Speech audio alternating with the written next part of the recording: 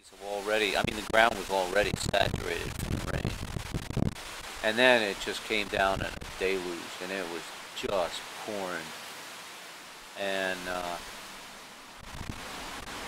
want to say it was around 2, maybe 4 o'clock in the morning. Somebody pulled up in front of our house and beat their horn.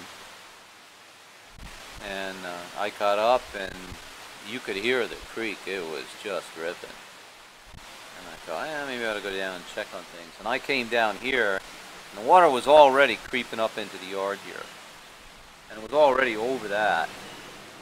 I mean, you couldn't even see that.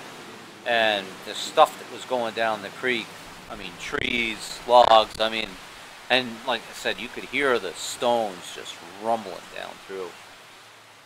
And it had already surrounded that tree. So I thought, yeah, I better start moving stuff. And by the time it was daylight, everything here was underwater. And I was grabbing stuff out of my sugar house and either putting it up high or moving it across the street. And it looked like Sanford and Son up there by our house. I had vehicles, I had tanks, sap tanks, I had my, snowmobile. Everything was sitting out in the lawnmowers, everything was sitting out in the yard, in the neighbor's yard.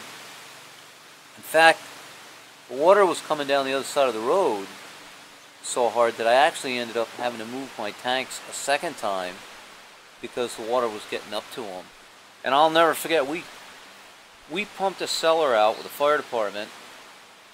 There was a house right next to the firehouse there, and we completely pumped that basement out.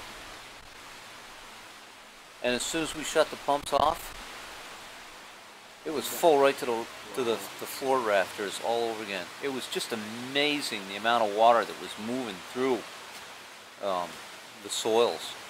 It was just incredible. And I don't know, that was definitely a storm to be reckoned with. And this whole yard was just, almost the whole yard was covered with my driveway, what was left of my driveway. And that was true of 98 and the Irene. We, right in front of my sugar house, you could have parked a car in the hole that was chewed out in front of the building. It was just incredible.